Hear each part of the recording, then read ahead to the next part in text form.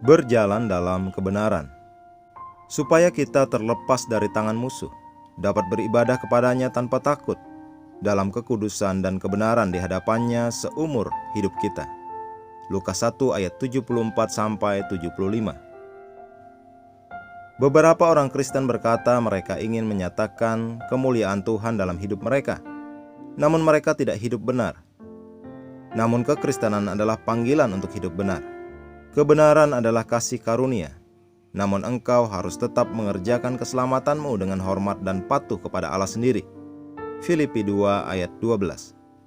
Engkau harus hidup sebagai orang benar. Ini dinamakan hidup benar.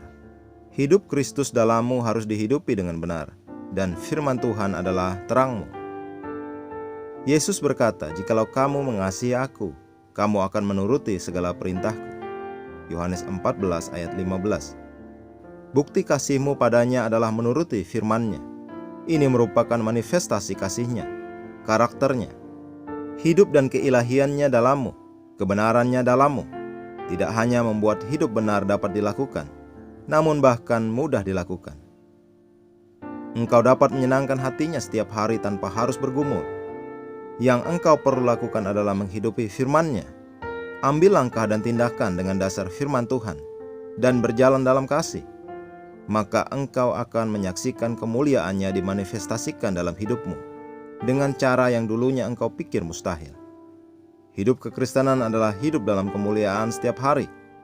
Ini tentang hidup dalam kebenarannya, bahkan dalam hal-hal sederhana seperti dalam mengambil keputusan sehari-hari, percakapan, hubungan dengan sesama, dan sebagainya. Engkau dipanggil dalam kemerdekaan, hidup dengan benar bagi Tuhan.